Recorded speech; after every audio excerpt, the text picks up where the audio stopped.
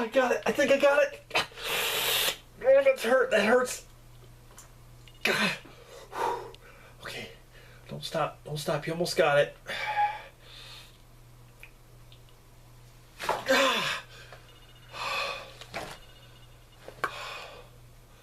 I'm free. Oh my God. Oh my God, I did it. Fuck.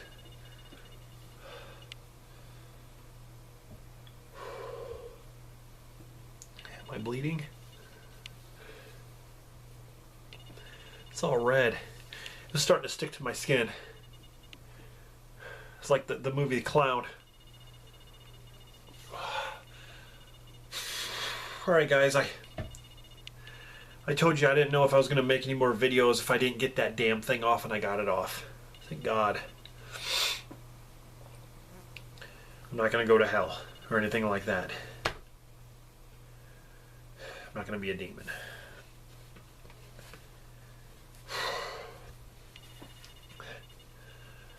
That's better. Don't put on clown masks. Just saying.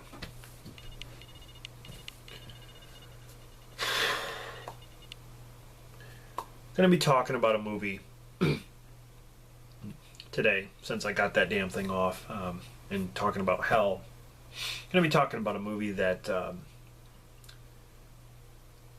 has a shocking ending, but it's definitely one of my favorite horror films. Definitely of 2009. It's a supernatural horror film. Drag Me to Hell. I love this movie. It was written and directed by Ivan Raimi. And Sam Raimi actually wrote this before he did the Spider-Man films. This was actually a concept of something that he wanted to do before his versions of Spider-Man. But it's basically about Alison Lohman here, who plays Christine, and she's a loan officer, and this old woman by the name of Ganush, she's a weird fucking woman, man. She comes in there and she like sits down, and she like, one of her eyes you can tell is dead, or it's like a fake eye, and she's sitting there and she wants like an extension of this loan that she has. She needs an extension to get more money. Otherwise, the banker, they're going to seize her assets and all that stuff, and seize her property. And she wants Alison Lohman here to ask for an extension, so she has to go to her boss. While she's talking to her boss, she looks over, and Miss Ganush is sitting there. There's candy on the desk, and she gets a piece of candy. She takes out her false teeth, and she's like. There's some disgusting moments in this that have to do with sounds. The fact when she puts in her false teeth, it's like it makes these noises like fart noises would make. Like just these simple noises just make it disgusting. Alison Lohman pretty much denies her of the loan because the manager says, it's up to you. You make this decision. You give this woman more credit or more time, or you can deny her it. And she wants this new position that they're offering to her and this other guy. It's kind of a competition, and she thinks by doing this herself, making her own decision on this lady, will qualify her to the top to get this position. So in her mind, she's thinking of nothing but the position. She's not thinking of this poor woman. Okay, she's thinking of the actual position. So she denies her the loan, and Miss Ganush gets on her knees and like begs her, and Alison Lohman's like, no, get this woman off me. She's crazy. Security comes, and Miss Ganush is like, I get on my knees, I beg you, and you shame me. You shame me. Oh man, she like lunges at her. Like, this woman is terrifying. Like, holy shit. And so, like, she gets off work and she goes down the parking garage, and there she is in her car. She gets in her car and she's in the back and she's like, "You shamed me." And she like starts biting her. She has like no teeth and she's like on her face, and like Alison Lohman hits her with a stapler. Like, what the fuck? There's like this really cool fight with this old woman. This old woman, man, she can really fight. I mean, she really can. She can hold her own. So this button basically falls off her jacket, and the old lady picks up the button and she basically says this sort of like gypsy spell, cursing this button, and she gives the button to her, which basically summons a demon to terrorize her because of what she did. And it's basically your sin. And then it turns kind of into a possession film. This demon terrorizes her, not possessing her yet, but it basically drives her nuts to where when the demon decides to come for her, it's going to drag her down to hell. Because in the beginning, I think it was, I don't remember the year it was, 1969 or something like that, this little boy gets drugged down to hell. And when the old lady basically places the curse, you know, she goes to her boyfriend, which is Justin Long, and she kind of describes everything that's happened to her, and he it's almost like he wants to believe her, but then they go to like a fortune teller or this guy or who's like a psychic, and he you know, he's like, "Oh, I can't help you," because he knows that this girl's cursed, and like he decides to help her after giving him money. But you can see Justin Long doesn't really believe this, even though he's trying so hard to be there for his girlfriend. He's trying so hard to believe her. He really doesn't start to believe until the ending, and I'll get to that. But she tries to get help from this guy who knows all about this, who knows all about this demon that's coming for her, the Lamia. That's the name of the demon, the Lamia. And the Lamia kind of, you know, it like scratches the walls, it like bangs really loud. It doesn't possess you until it really wants to.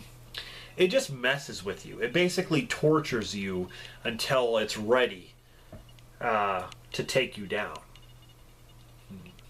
But it's all because of that stupid button.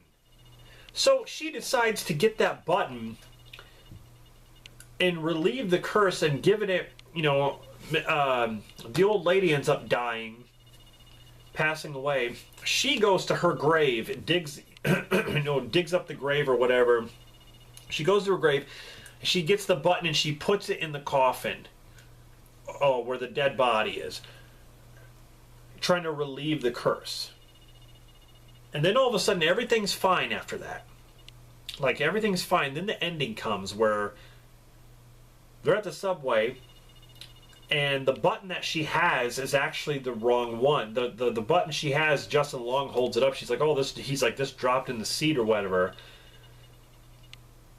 And then the coolest thing happens. She falls on the tracks, and then the Lamia basically reaches up and drags her down into hell while the train's coming. And it's the coolest shit. Like, I love that part. He drags her down into hell, and Justin Long sees it. He's like pretty much the only one. I mean, there are other people, but he like sees it, and he's sitting there going like this, and you can see in his face he's so terrified. He's even almost crying. He's like he did such a good job. And that's where he becomes a believer fully, because he just saw it. So that was pretty cool. That was an awesome ending. This movie had a budget of $30 million. It made like 80 or 90. It made like 90, I believe. 90 million at the box office. And it includes two versions, the unrated and theatrical. But yeah, definitely a cool movie. I like the special effects, even though sometimes, see, this is why I like the Evil Dead remake.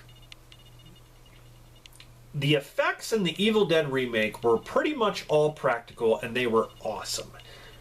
It was a bloody blast. It was a good time.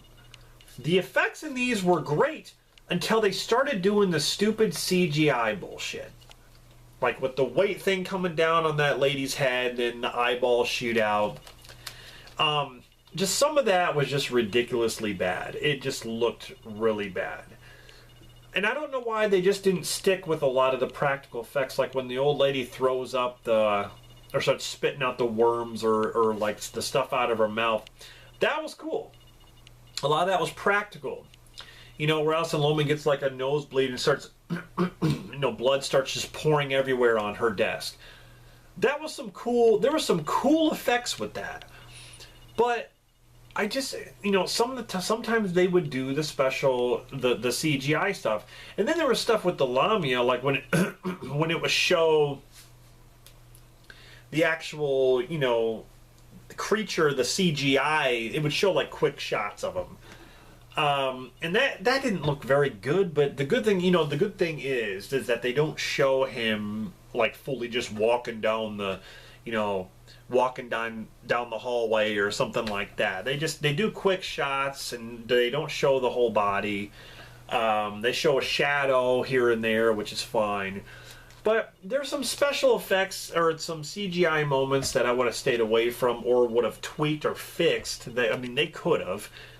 I just wish it was mostly just practical stuff. But the blood and stuff was good. But yeah, very, very good film. Very entertaining. Bloody good time. I have a lot of fun with this. When it comes to Alison Lohman, I think she was great. I really liked how she was this girl who, she tries to do the right thing. She gets scared, she gets nervous, but at the same time, she fights back. She gets tired of this shit.